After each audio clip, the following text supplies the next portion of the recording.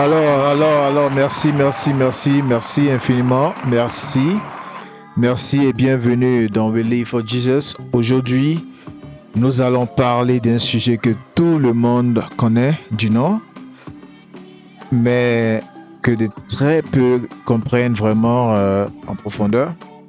Et ce sujet, c'est le péché. Et je ne vais pas te donner une leçon de morale. Je ne vais pas aussi te condamner.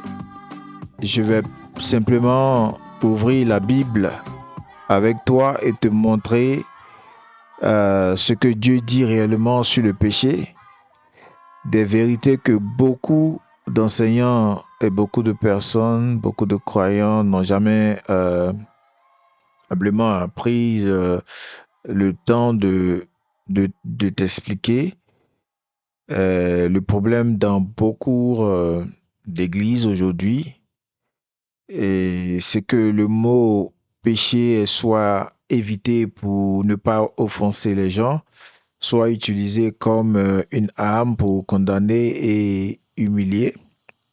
Donc le résultat, les gens, euh, les gens vivent dans deux extrêmes dangereux. Soit ils ignorent complètement, qu'est-ce qu'on va dire, euh, complètement le péché, hein. Et ils vivent comme si ça n'existait pas. Et voilà, soit ces personnes euh, utilisent hein, euh, une manière de ne même pas se rappeler de ces choses-là, parce que ça les affecte moralement quand ils pensent à ces péchés et tout. Souvent aussi, ils vivent écrasés par une culpabilité, ok? Et cette culpabilité peut être permanente, qui les empêche d'avancer, et ni l'un ni l'autre n'est la volonté de Dieu, ok? Donc, ce que Dieu veut, c'est ce que tu comprennes que c'est vraiment le péché et pourquoi il est dangereux et comment il fonctionne, euh, le fonctionnement hein, dans ta vie sans que tu t'en rends compte. Et, et surtout comment Jésus, hein, Christ, t'a donné la victoire parce que la vérité sur le péché n'est pas là pour te détruire, hein, elle est là pour te libérer. Et c'est exactement ce que nous allons découvrir ensemble aujourd'hui. Et cet épisode est pour tous ceux qui veulent comprendre, pour ceux qui se posent des questions sincères et on va dire aussi, hein, pour ceux qui veulent marcher avec Dieu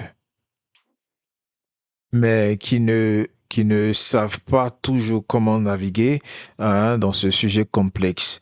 Reste jusqu'au bout, je reste jusqu'à la fin parce que ce message va changer quelque chose dans ta façon de voir ta vie spirituelle. Mais avant d'entrer dans la parole de Dieu, posons les bases parce que pour comprendre le péché, il faut d'abord comprendre de quoi on parle vraiment. Et beaucoup utilisent ce mot tous les jours sans vraiment savoir ce qu'il signifie bibliquement. Et on va commencer par là parce que faut déjà établir l'ordre, faut déjà expliquer, faut qu'il y ait une base dans toute chose. Donc, on va créer quelque chose de grand en suivant les principes.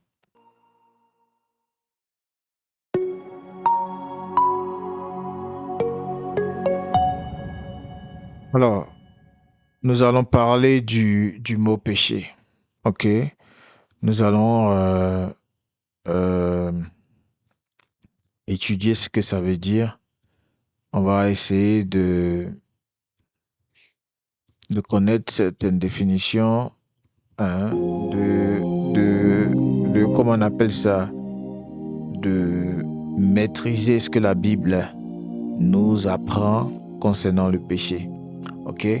Donc, comme vous pouvez le voir sur notre écran, le péché est l'un des mots les plus utilisés dans le vocabulaire religieux.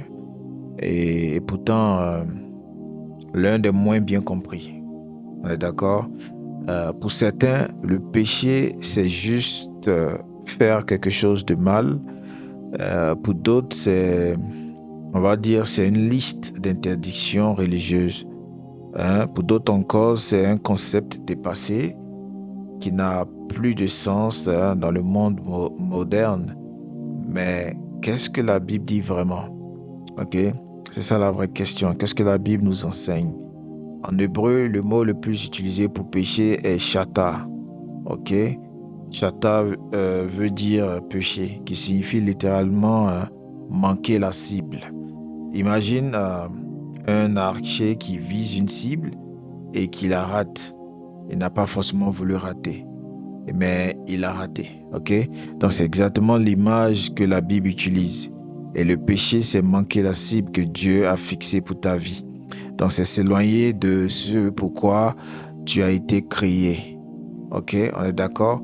Donc en grec et dans le Nouveau Testament, vous savez, je vais faire dans on a eu une série, hein, une série sur comment on appelle ça, sur la Bible, la création, qui sont les auteurs et comment la Bible a été constituée. Donc, vous savez que le Nouveau Testament a été écrit en grec koiné. Donc, souvent on utilise pour ne pas se perdre et être sûr de la traduction que nous avons reçue.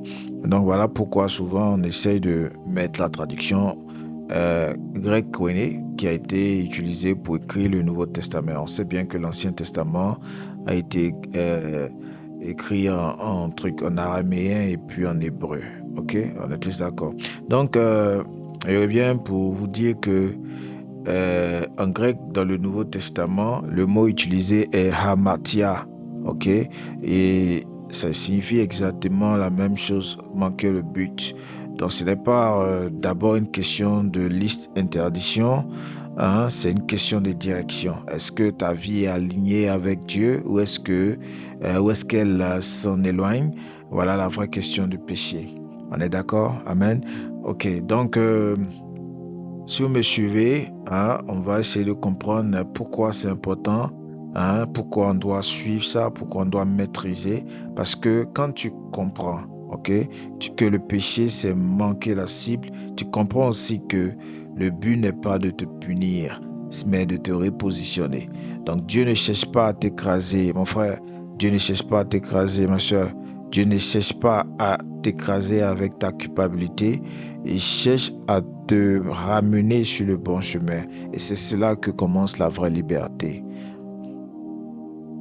Amen. On est d'accord avec cette liberté. Si vous êtes d'accord, je veux entendre que vous êtes vraiment d'accord. C'est ça le but. Est-ce que vous êtes d'accord?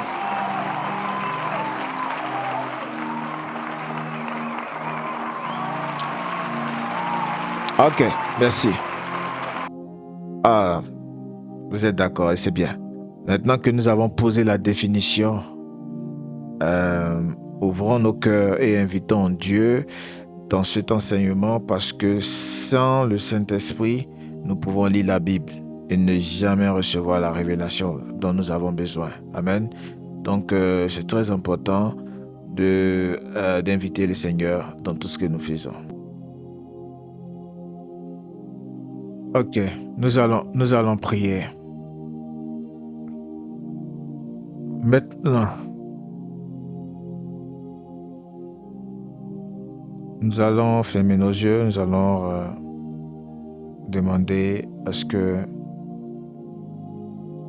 le Saint-Esprit puisse nous assister. Seigneur notre Dieu, Seigneur Jésus-Christ, nous venons devant toi aujourd'hui avec des cœurs ouverts. Tu connais chaque personne. Tu connais ceux qui écoutent ce message en ce moment. Tu connais leurs luttes, leurs questions et leurs douleurs cachées. Nous te demandons de parler directement à chaque cœur avec ta vérité et avec ton amour. Père céleste, enlève tout voile de confusion sur le sujet du péché. Nous ne voulons pas entendre l'opinion des hommes. Nous voulons entendre ta parole. Éclaire notre intelligence. Toute chose qui ne confesse pas ton nom, élimine ces choses-là. Touche nos consciences avec douceur et avec vérité. Que chaque personne qui écoute reçoive ce dont elle a besoin aujourd'hui. Seigneur Jésus, tu es venu dans ce monde précisément pour régler la question du péché. Tu n'as pas ignoré le péché. Tu l'as pris sur toi. Et c'est pour ça que nous pouvons parler de ce sujet avec espérance et non avec honte. Merci pour ce que tu as accompli sur la croix. Saint-Esprit, guide chaque mot de cet enseignement. Que la vérité entre comme une lumière dans les endroits sombres. Que la liberté soit le résultat de ce moment. Nous remettons cet enseignement en tes mains, au nom de Jésus. Amen.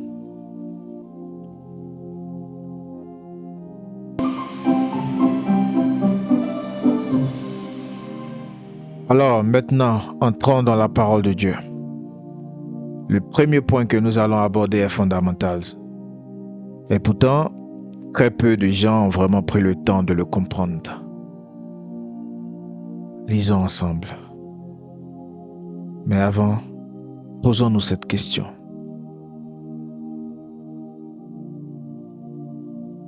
Qu'est-ce que le péché vraiment? En préambule, en intro, on a essayé de trouver certaines définitions. Nous allons essayer de connaître la définition biblique du mot péché. Voici ce que la Bible nous dit.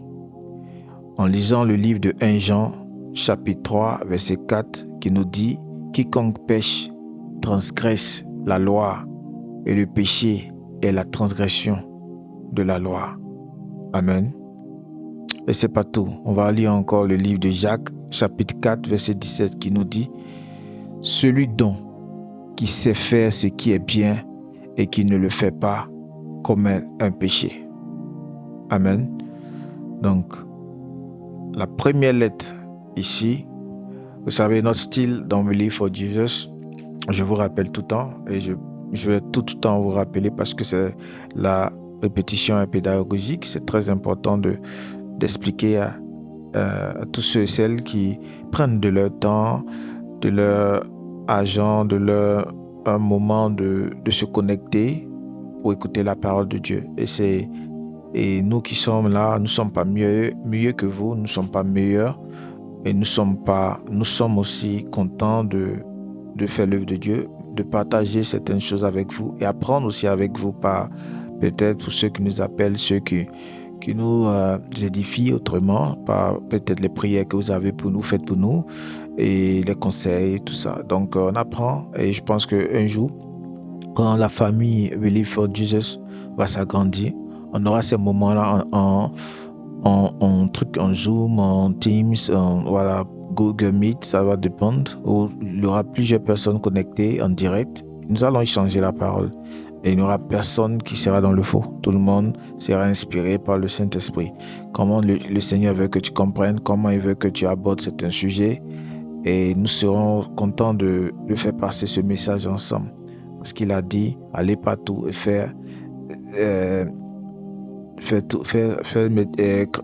il a demandé à ce qu'on fasse tout pour faire qu'il y ait assez de disciples, ces personnes qui pourront connaître la parole, ceux qui ne savent pas, ceux qui n'ont pas on va dire, d'opportunité pour lire la Bible, pour connaître le Seigneur.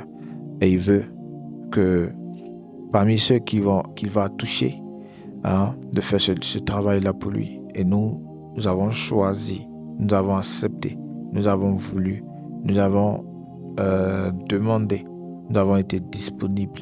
Et le Seigneur nous a grandi de son Esprit Saint. Et c'est ce que nous faisons. Donc ce que nous faisons, nous ne le faisons pas pour nous, nous le faisons pour la gloire de Dieu. Amen. Donc, notre manière de travailler, ok, notre manière de, de faire notre étude biblique, nous voulons commencer par le contexte historique parce que ça nous permet de comprendre. Parce que souvent, quand les gens ne maîtrisent pas le contexte, ça devient plus difficile d'appliquer certains versets dans notre vie quotidienne parce que on pense on n'arrive pas à faire la différence. Et c'est pour ça qu'aujourd'hui, il y a beaucoup de protestes, il y a beaucoup d'hérésie, il y a beaucoup de divisions. Et notre but aujourd'hui, c'est de rassembler tout le corps du Christ. Que tu sois catholique, que tu sois évangéliste, que tu sois protestant, baptiste, que tu sois tout bord, tous ceux qui confessent que Jésus-Christ est le Dieu, tous ceux qui confessent et qui croient que le Seigneur Jésus-Christ est notre Dieu et que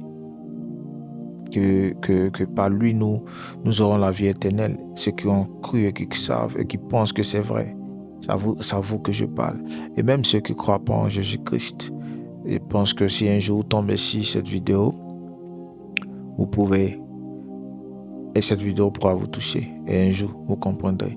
Donc notre but, c'est pas d'accuser, c'est pas de juger, c'est d'amener tout le monde à être un, parce que c'est la volonté de Dieu.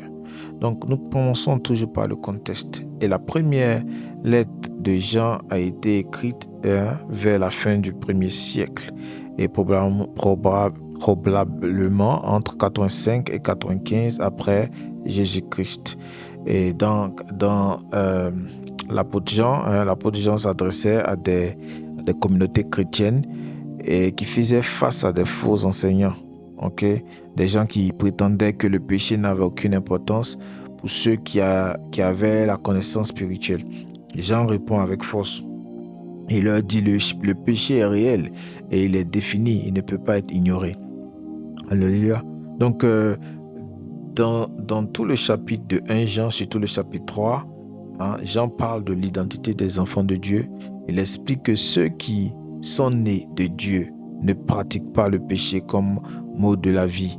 Il établit même une distinction claire entre celui qui marche avec Dieu et celui qui vit sous l'emprise du péché.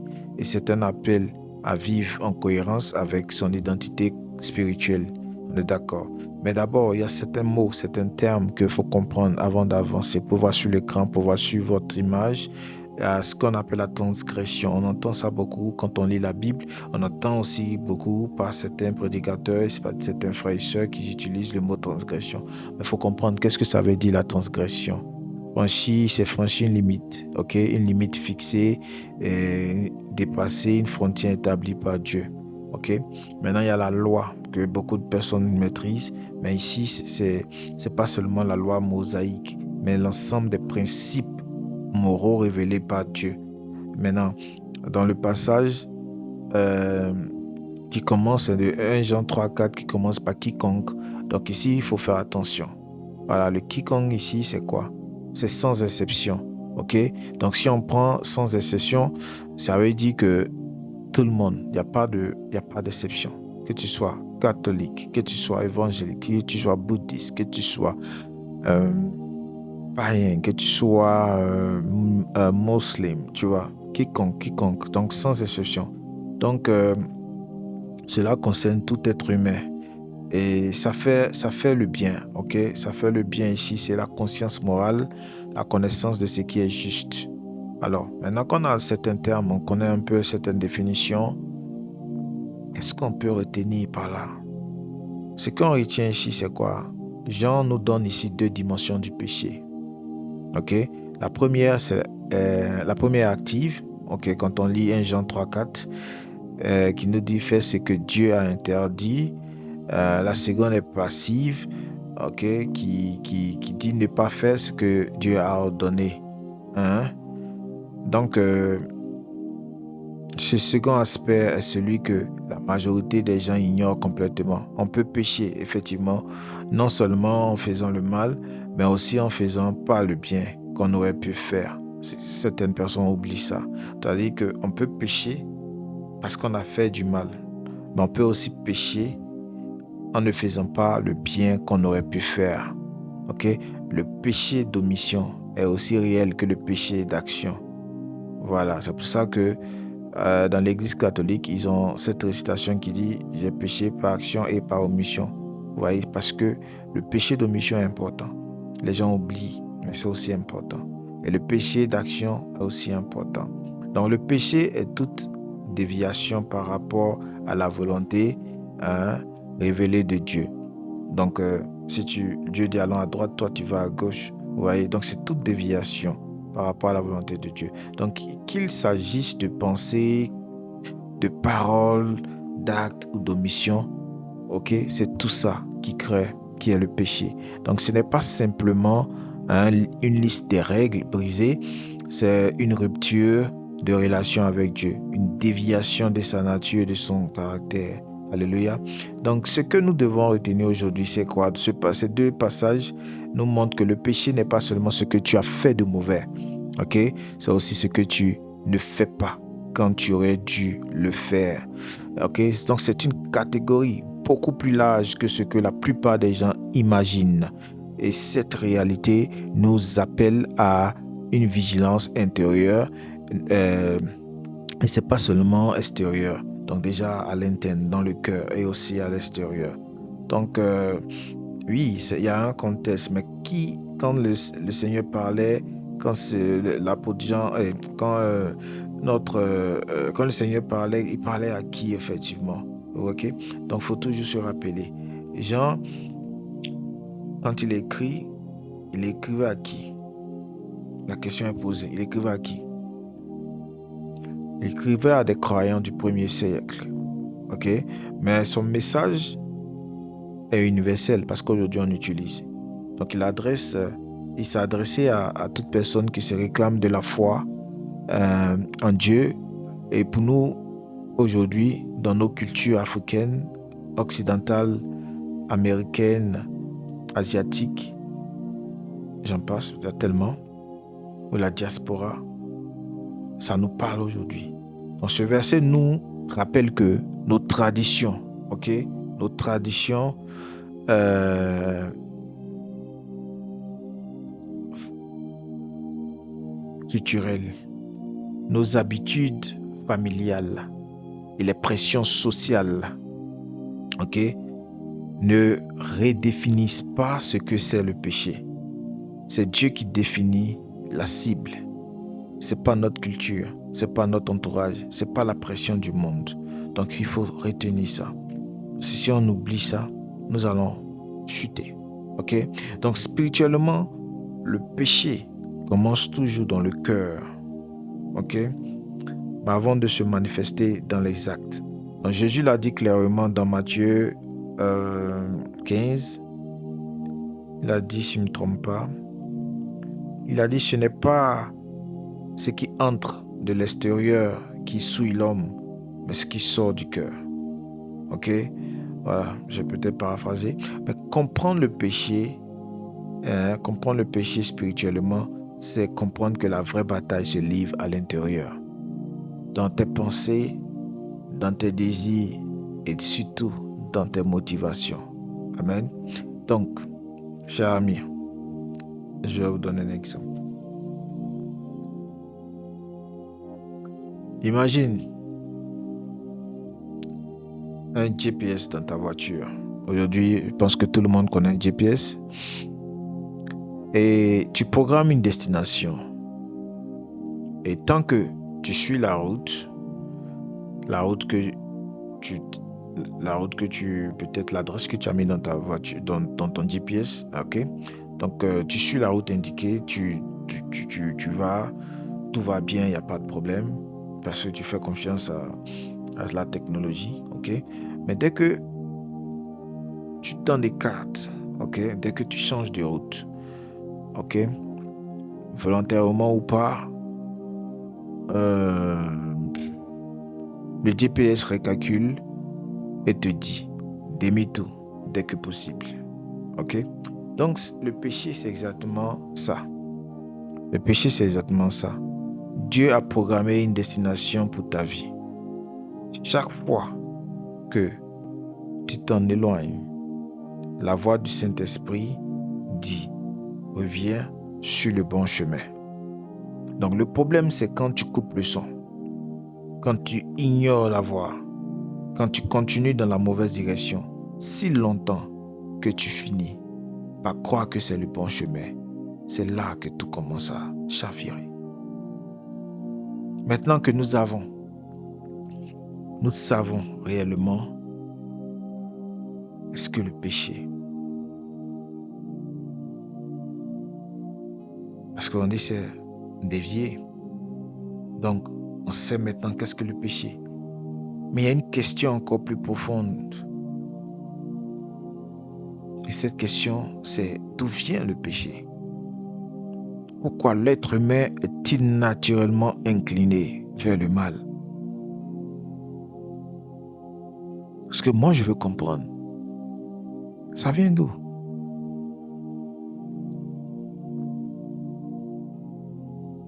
La réponse se trouve dans l'une des vérités les plus importantes et les plus mal comprises de toute la Bible.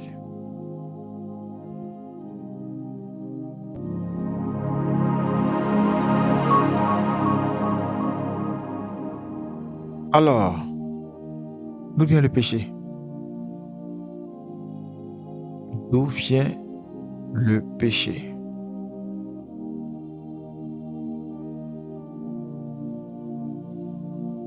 Le péché originel, qu'est-ce que la Bible nous enseigne? Allons voir dans le livre de Romains, chapitre 5, verset 12, qui nous dit: c'est pourquoi, comme par un seul homme, le péché est entré dans le monde, et par le péché, la mort, et qu'ainsi la mort s'est étendue sur tous les hommes, parce que tous ont péché.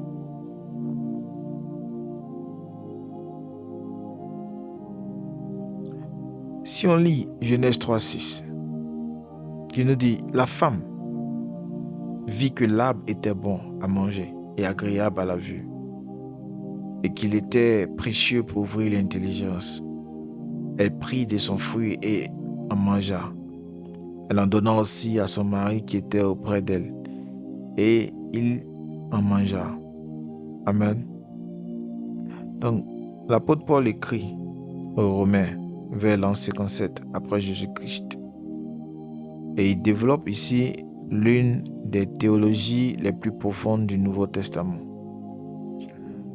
Il nous montre le parallèle entre Adam et Christ, l'entrée du péché dans le monde par Adam et la toile de fond qui explique pourquoi la rédemption par Christ était nécessaire. Romains 5 compare Adam et Jésus. Par Adam, le péché et la mort sont entrés. On est d'accord. Par Christ, la grâce et la vie éternelle sont offertes. Dans ce chapitre est le cœur de la théologie paulienne sur la condition humaine et le plan de salut de Dieu.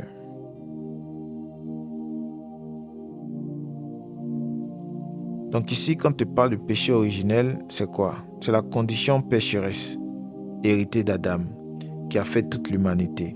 Certes, certaines personnes diront, mais on n'a rien fait, pourquoi on est obligé de suivre tout ça?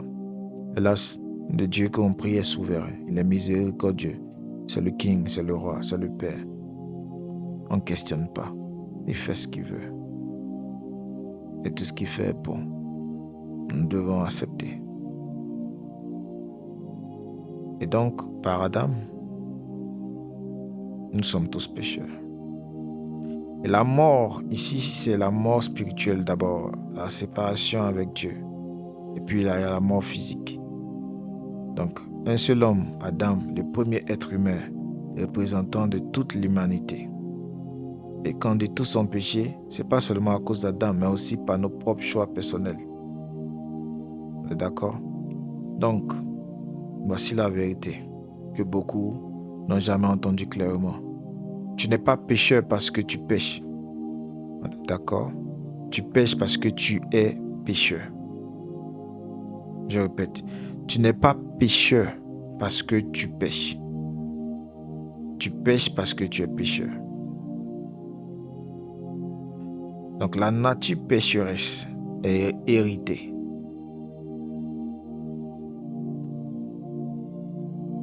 À cause de Adam et Ève, à cause de nos cœurs, nous-mêmes. Donc la nature pécheresse est héritée. C'est pas acquise.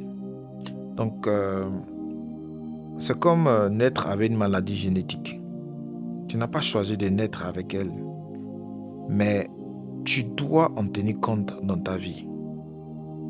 Le péché originel explique pourquoi même les bébés ont ça en eux. Ok?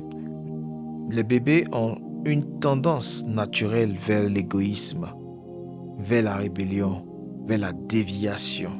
Vous remarquez ceux qui ont les enfants. Moi, je vois ça beaucoup avec mes fils. Le péché, déjà, nous avons hérité.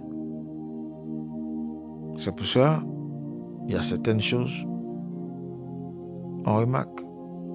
C'est après l'éducation qu'on arrive à aider certains de nos enfants. Certains de nous-mêmes aujourd'hui, que nos parents nous ont aidés. Quand on est bébé, on ne sait pas. On vient, on est fâché. On veut tout arracher. On veut tout prendre. Si on veut quelque chose que le papa ou la maman dit non, on pleure. On est énervé. Pourquoi un enfant vient avec ça? Parce que c'est là qu'on part du péché originel. Nous avons hérité. Nous n'avons pas choisi. Donc l'humanité entière est née dans un état de séparation avec Dieu. Ok? À cause de la chute d'Adam. Je vais dire aussi Adam et Ève, pour ne pas que ça reste sur lui seul. Donc ce n'est pas une punition collective injuste. Ok? Il ne faudrait pas que non, mais c'est injuste. Non, ce n'est pas une punition. Le Seigneur ne veut pas nous punir. C'est une réalité spirituelle. Adam était notre représentant. Ok? Il devait, comment dire, on peut bien dire ça en anglais. He was supposed to establish the way for us. Ok? Il devait construire il devait préparer la route pour nous. Voilà. J'essaie de trouver le bon terme. C'est plus facile en anglais. Donc, mais sa décision nous a affectés. Ok? On va être clair. Comme je vous ai dit, We Live for Jesus, c'est l'enseignement deep. On essaie de rentrer dans les profondeurs, chercher à mieux comprendre. Comme j'ai dit, on ne juge personne. Tout est la volonté de Dieu. Donc sa décision nous a affectés aujourd'hui. Et ça nous a affecté, ça a affecté à tout le monde. Mais la bonne nouvelle, ok, parce qu'il ne faudrait pas qu'on soit dans le cœur attristé. Mais il y a une bonne nouvelle. La bonne nouvelle, c'est que Christ est aussi un représentant. Ok? Et donc, sa décision d'obéir nous offre la possibilité d'une restauration totale. Ce que nous devons retenir dans ces deux passages, dans ce passage, qui, je vais relire encore, c'est pourquoi comme par un seul homme le péché est entré dans le monde et par le péché la mort, et qu'ainsi la mort s'est étendue sur tous les hommes parce que tous ont péché, ok? Donc, ce que nous devons retenir, c'est tu n'as pas à te tenir coupable, ok? D'avoir une nature pécheresse, non. Faut pas être coupable. Tu n'as pas choisi ça. Voilà. Tu n'es pas coupable. Aujourd'hui, on a des parents qui ont des maladies, mais ce sont des maladies héréditaires, ok? Maladies génétiques. Tu vas pas être coupable de ça, ok? C'est pas ta faute. Tu n'as pas choisi ça. On est d'accord? Mais tu es responsable de ce que tu fais avec cette réalité. Je répète, tu n'as pas choisi cette nature pécheresse, mais tu es responsable de ce que tu fais avec cette réalité. Donc la connaissance du péché ne sert pas à t'écraser. Elle sert à t'expliquer pourquoi tu as besoin d'un sauveur et pourquoi Jésus est la seule vraie solution. Dans nos cultures africaines, on parle souvent de malédiction familiale, de transmission spirituelle entre générations. Et il y a une vérité spirituelle là-dedans. Mais la Bible nous dit que la vraie transmission originelle, c'est la nature pécheresse d'Adam. Amen. Et Jésus est venu briser cette transmission. Ok? Jésus est venu briser cette transmission. Amen. Ça s'applaudit. Ok? Tu n'es pas condamné à répéter les erreurs de ta famille. En Christ, tu peux marcher dans une identité nouvelle. Ok? Donc, comment on voit ça et comment on va comprendre ça spirituellement, ok? On a essayé de comprendre un peu littéralement et physiquement, et avec tous ces termes. Mais spirituellement, comment on doit comprendre ça? Imagine. Bon, pas imagine, parce que c'est vrai. Le péché originel créé, disons, le péché a créé un vide. Hein? Un vide que l'homme essaie de combler avec plaisir. Il y a le pouvoir, la richesse, les relations, mais rien ne comble ce vide, sauf Dieu lui-même. C'est pourquoi Augustin d'Hippone a écrit « Notre cœur est sans repos jusqu'à ce qu'il trouve son repos en toi, Seigneur. »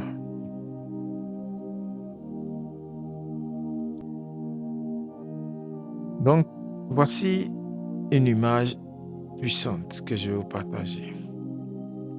Quand un enfant naît dans une famille pauvre,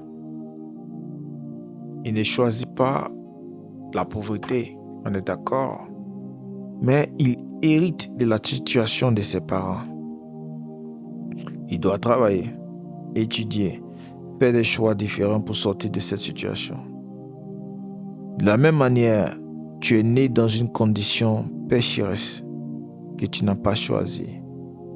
Mais Dieu t'offre aujourd'hui la possibilité d'un nouveau départ. Amen. Pas par tes propres efforts, loin de là, mais par la grâce de Jésus-Christ. Le problème est réellement réel. Et la solution est encore plus réelle. Mais Dieu t'offre aujourd'hui un moyen. Et ce moyen-là, ce n'est pas par tes forces, pas ta propre force, par la grâce de Jésus-Christ. Parce que par notre propre force, on ne pourra pas. Chers amis, nous avons compris. Nous savons maintenant d'où vient le péché.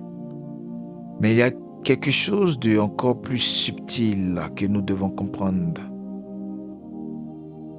Quels sont les différents types de péchés? Parce que le péché ne se présente pas toujours de la même façon. Et certaines formes de péché sont tellement normalisées dans notre société qu'on ne les reconnaît même plus comme péché.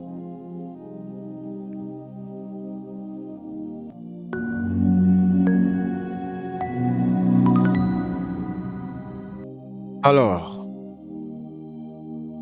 nous allons essayer de comprendre. Mais pour comprendre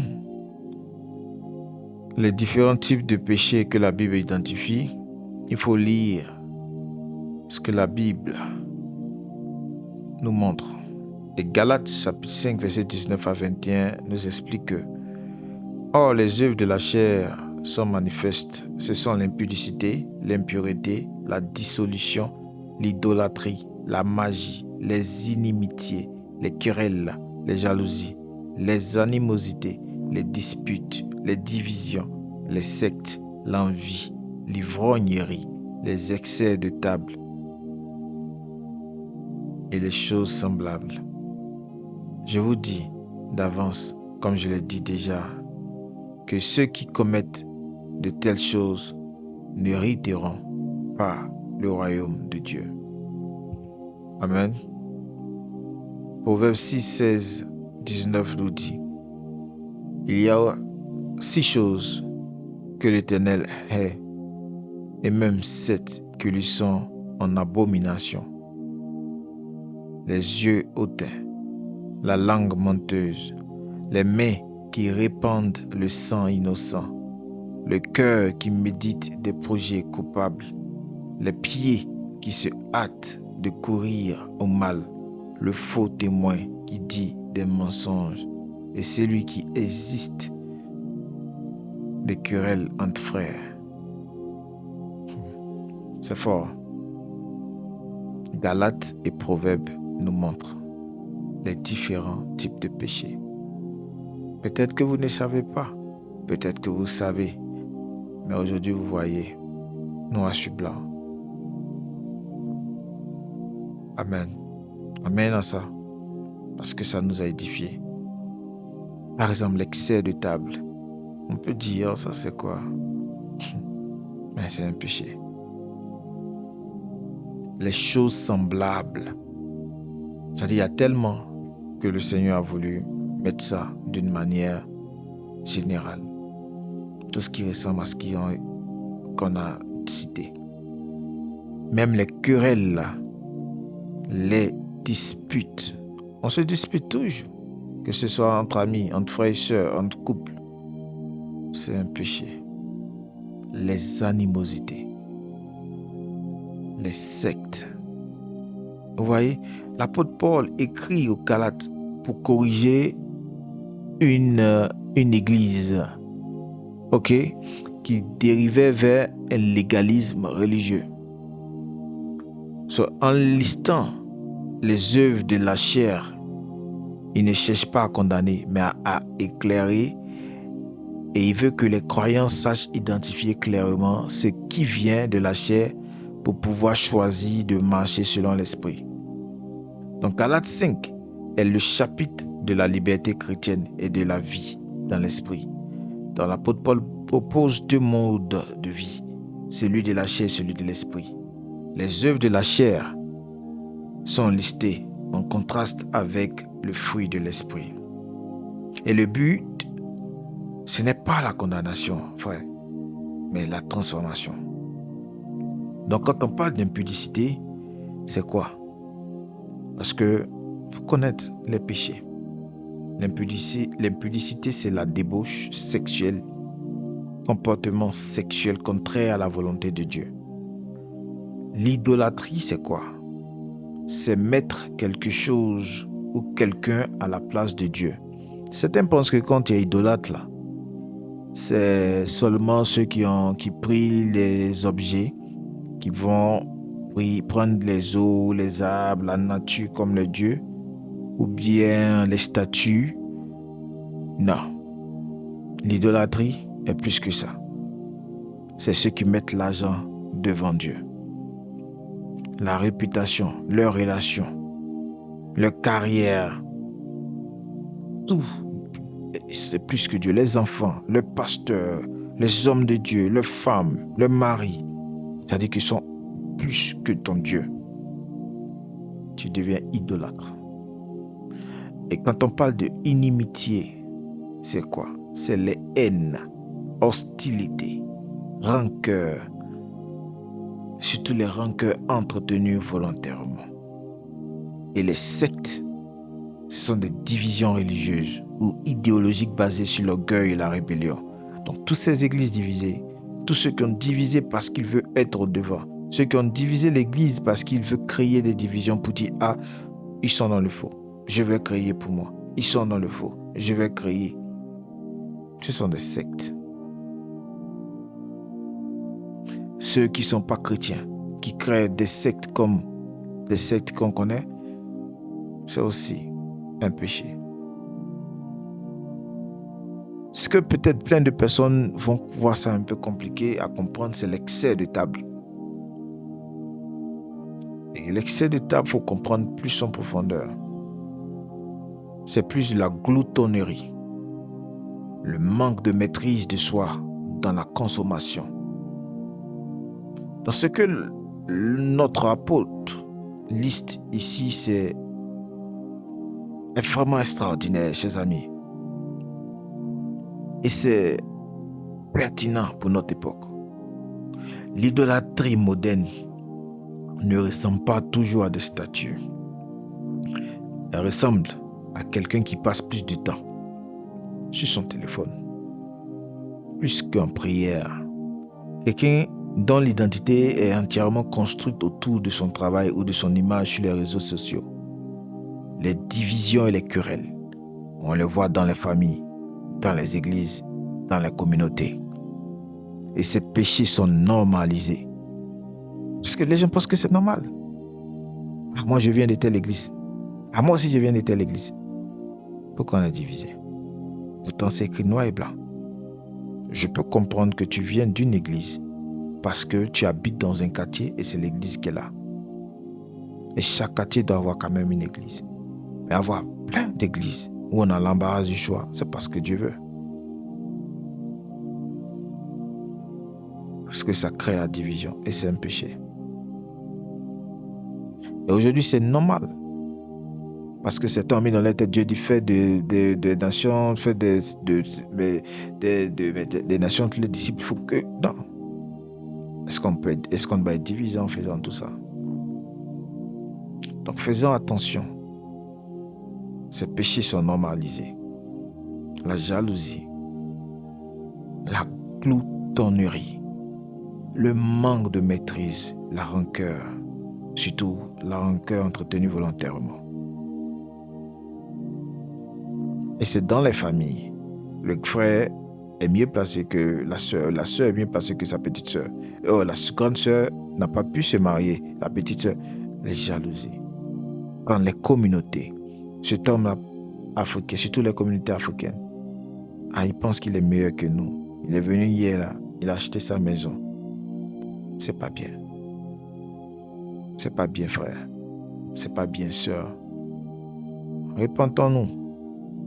Repentons-nous, parce que ce sont ces péchés-là qui nous fatiguent. Donc le péché,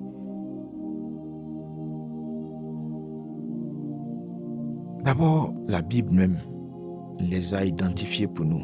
Et c'est clairement clair. Et le péché existe sous deux grandes catégories. Les péchés évidents que tout le monde reconnaît et les péchés acceptés socialement que personne ne condamne. Alors, la Bible traite les deux avec la même sérieux. Les deux avec la, comment on appelle ça, avec le même sérieux. Ok? Ce n'est pas parce qu'une chose est normale dans notre culture qu'elle est acceptée par Dieu. Je répète, c'est pas parce que c'est bien de faire dans notre cœur, on est content de faire, que c'est forcément accepté par Dieu.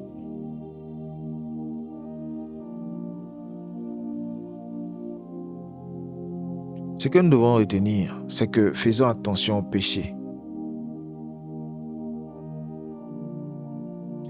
Que certaines choses normalisent, que notre culture a normalisé. Le mensonge social, la médisance, l'orgueil discret et l'envie cachée. Surtout la division dans les relations. Ce sont des péchés aussi réels que les péchés que tout le monde condamne ouvertement. Famille, Dieu regarde le cœur, pas seulement les actes visibles. Dans la diaspora et dans le monde contemporain, certains péchés sont carrément valorisés. L'orgueil est appelé. Confiance en soi. La vengeance est appelée. Ne pas se laisser marcher dessus. La jalousie est appelée ambition. Et la médisance est appelée être honnête. Mais les mots que nous utilisons ne changent pas la réalité de ce que Dieu voit. Il faut avoir le courage de regarder sa propre vie avec honnêteté. Spirituellement, chaque péché de la liste de Paul commence par une pensée. Tout est dans notre cœur, tout ce qui est dans notre tête. L'idolâtrie commence par une priorité mal alignée. La jalousie commence par une comparaison. La division commence par un jugement. Voilà pourquoi la Bible nous appelle à renouveler notre intelligence. Parce que la transformation extérieure commence toujours par une transformation intérieure. Je vais vous expliquer d'une manière que vous compreniez. Amen. Laisse-moi te poser une question directe. Si tu faisais une liste honnête, tu prends ton stylo, tu prends un bouquin et tu listes des choses que tu fais régulièrement. D'accord? Tu listes et que tu lisais ensuite la liste de Paul. Combien d'éléments de la liste, disons de ta liste, se retrouvaient dans la sienne? Bro, c'est pas pour te condamner, mais pour te faire réfléchir. Parce que le problème avec le péché, c'est qu'il devient invisible. On s'y habitue. Comme quelqu'un qui vit près d'une usine. Après quelques semaines, il ne sent plus l'odeur. Mais l'odeur est toujours là. Et elle a toujours ses effets sur sa santé. Amen. Donc, nous avons vu les types de péchés. Aujourd'hui, mon frère, ma soeur, famille, we live for Jesus. On a vu les types de péchés. Maintenant, il faut aborder une vérité que très peu d'enseignants prennent le temps d'expliquer. C'est les conséquences réelles et concrètes du péché dans la vie d'une personne. C'est pas juste après la mort, mais ici maintenant dans ta vie quotidienne. Amen.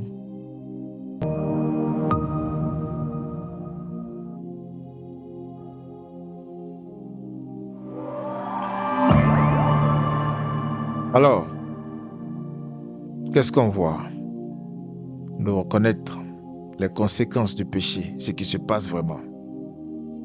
La parole de Dieu déclare clairement. Romains 6, 23. Car le salaire du péché, c'est la mort.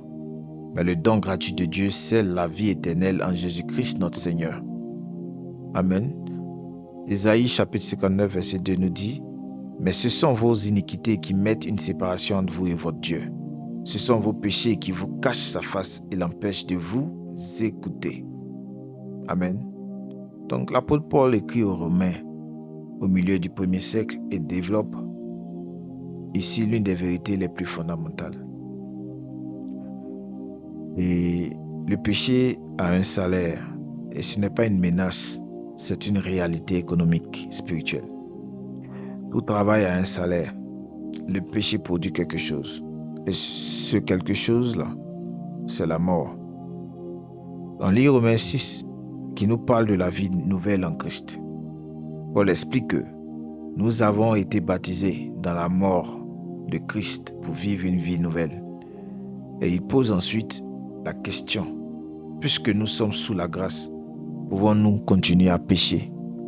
Et sa réponse est un non catégorique. Le péché a des conséquences réelles, même pour ceux qui sont sous la grâce. Amen. Parce que le salaire, c'est quoi? Le salaire du péché, c'est quoi? Je sais que vous connaissez le salaire, mais c'est ce qu'on gagne en retour d'un service rendu. Donc ici, le péché est présenté comme un employeur qui paye ses serviteurs. Et la mort ici, premièrement, la mort, c'est la mort spirituelle, la séparation avec Dieu. Et deuxièmement, c'est la mort physique. Et troisièmement, la mort éternelle. Donc il y a 3 morts.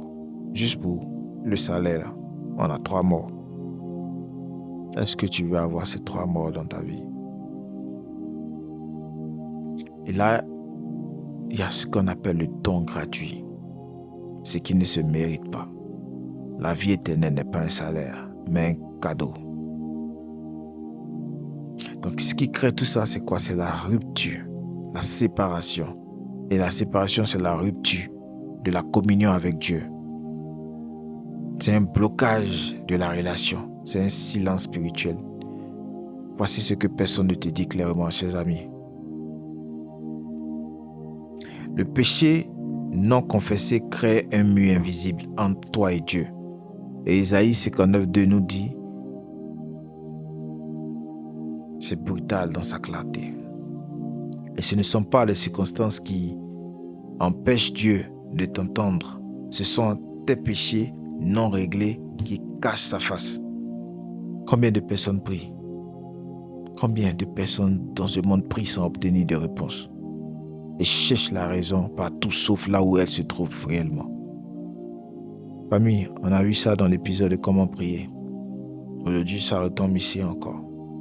Donc, le péché a des conséquences à 3 niveaux. D'abord, spirituellement, il sépare de Dieu et étouffe la prière. Et ensuite, psychologiquement, il génère des culpabilités, honte, anxiété et vide. Donc,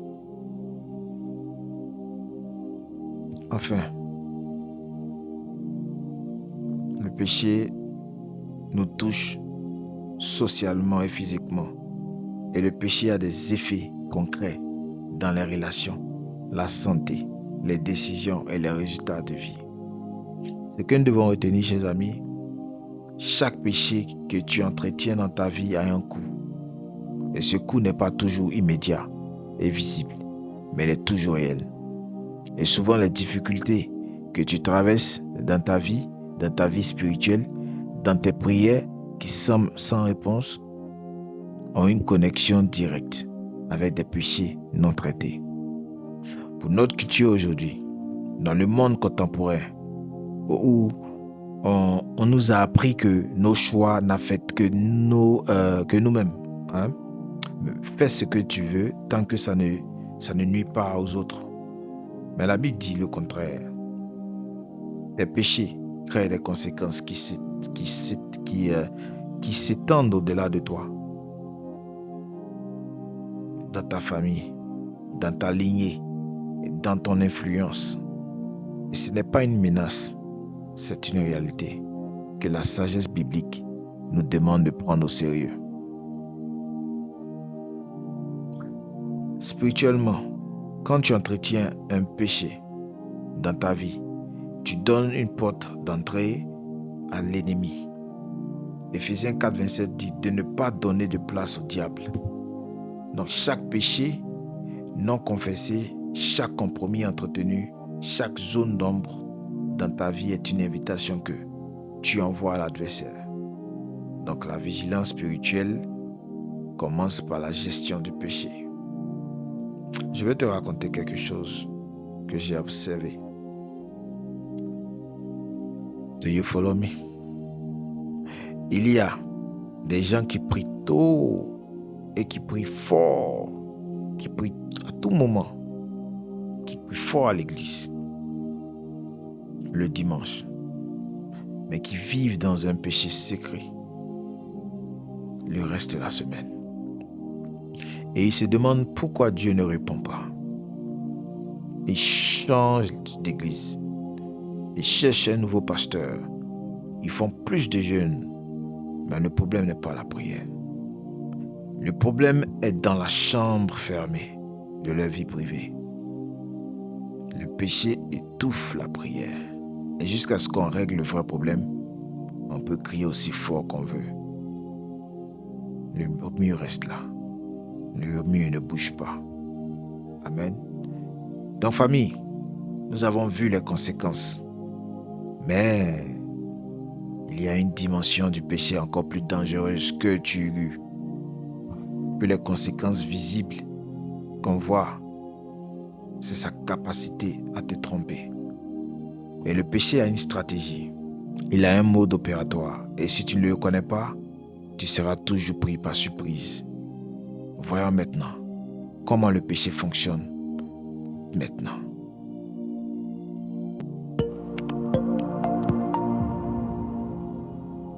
Alors, comment le péché fonctionne? Le processus qu'on ne t'a jamais expliqué. On va lire 2 passages. On commence par Jacques, chapitre 1, verset 14 à 15, qui nous dit: mais chacun est tenté quand il est attiré et amorcé par sa propre convoitise. Puis la convoitise, lorsqu'elle a conçu enfant le péché. Et le péché, étant consommé, produit la mort. Genèse 4, 7 nous dit: certainement, tu agis bien. Si tu agis bien, tu relèveras ton visage. Mais si tu agis pas bien, le péché est couché à la porte et ses désirs se portent vers toi. Mais toi, domine sur lui. Amen. Genèse 4, 7 est un de mes passages préférés de la Bible. Jacques écrit sa lettre à des croyants juifs dispersés dans l'Empire romain vers l'an 45 jusqu'à 50 après Christ.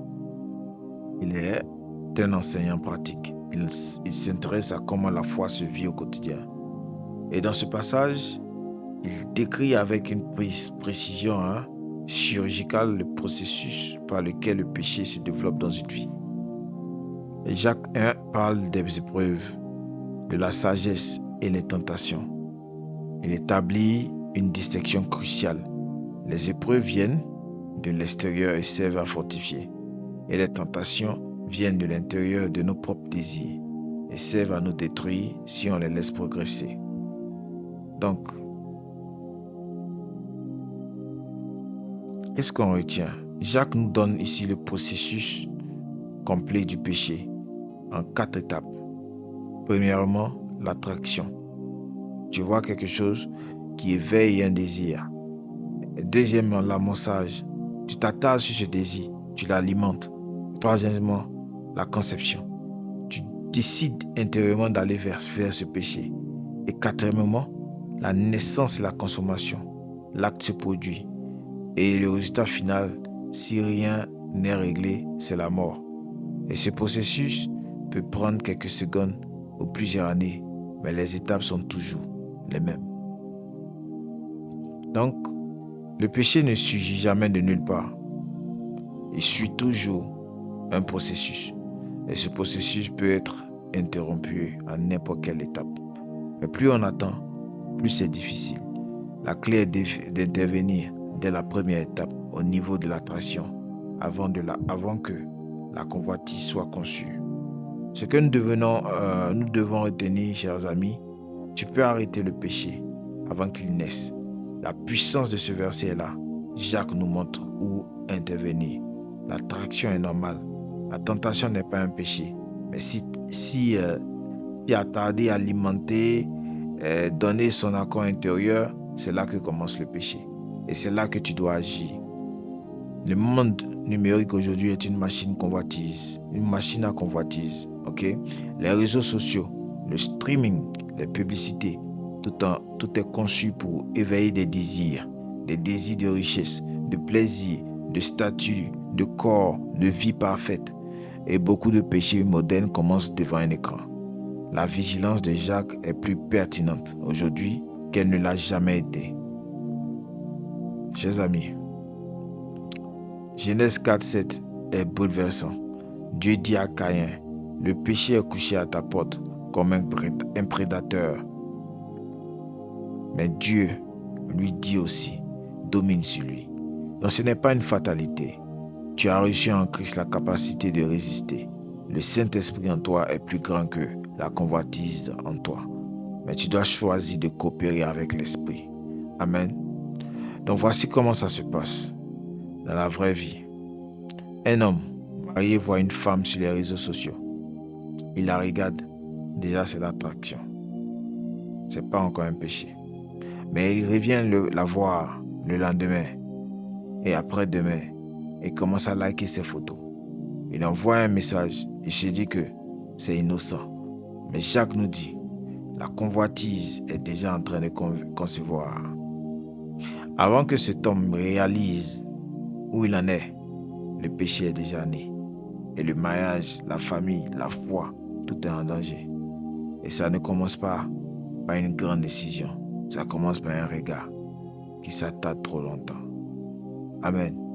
Maintenant que nous comprenons comment le péché fonctionne, abordons une question que beaucoup de croyants se posent en secret, mais n'osent jamais poser en public. Est-ce que le chrétien peut encore pécher? Est-ce que pécher après avoir accepté Christ signifie qu'on n'est pas vraiment sauvé? Mes chers amis, nous n'allons pas répondre ça aujourd'hui. Nous allons terminer notre première partie de We Live for Jesus, du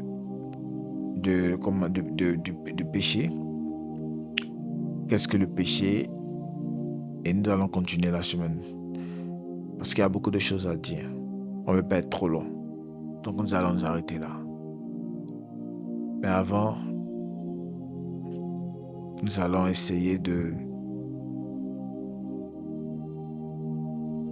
faire une petite conclusion, faire notre prière de clôture et de revenir la semaine prochaine. Merci.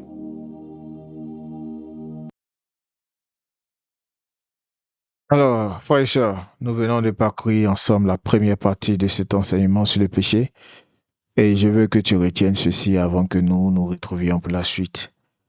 Nous avons vu que le péché n'est pas simplement faire quelque chose de mal, c'est aussi manquer la cible que Dieu a fixée pour ta vie.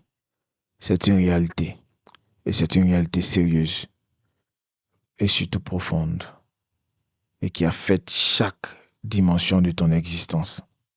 Et nous avons compris d'où vient le péché, comment il entre dans une vie, quels sont ses différents visages, y compris ce que personne ne condamne dans notre société. Et nous avons surtout compris que Dieu ne parle pas du péché pour t'écraser, mais pour t'éclairer, parce que c'est un problème qu'on comprend et c'est un problème qu'on peut résoudre. Et dans la partie B, dans la deuxième partie, nous allons aller encore plus loin. Nous verrons comment te libérer du péché, comment marcher dans la victoire au quotidien et surtout ce que Jésus-Christ a définitivement accompli pour toi. Ne manque pas la suite. C'est là que la liberté arrive. Alors pour terminer, nous allons prier. Seigneur notre Dieu, merci pour ce moment passé ensemble dans ta parole. Merci pour chaque personne qui a pris le temps d'écouter cet enseignement jusqu'ici. Tu connais chaque cœur, chaque lutte, chaque question silencieuse et tu es là. Père Céleste, que chaque vérité entendue aujourd'hui ne reste pas seulement dans la tête, mais qu'elle descende dans le cœur. Que le Saint-Esprit travaille en chaque personne qui a écouté. Que là où il y a de la confusion, tu apportes ta clarté. Que là où il y a de la honte, tu apportes la grâce. Que là où il y a du péché caché, tu apportes le courage de confesser et de se libérer. Seigneur, nous attendons la suite de cet enseignement avec foi. Prépare nos cœurs à recevoir encore plus de vérité, encore plus de liberté, encore plus de toi. Que la partie B, la deuxième partie, soit un moment de transformation encore plus profond pour chacun de nous.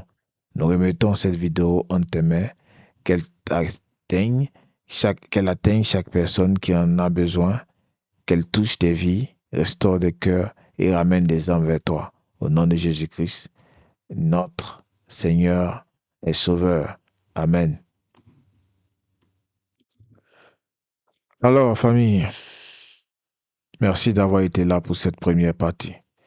Et si ce message a déjà touché quelque chose dans ton cœur, c'est le Saint-Esprit qui travaille. Ne résiste pas à sa voix, laisse-le faire son œuvre en toi. Abonne-toi pour ne manquer la deuxième partie.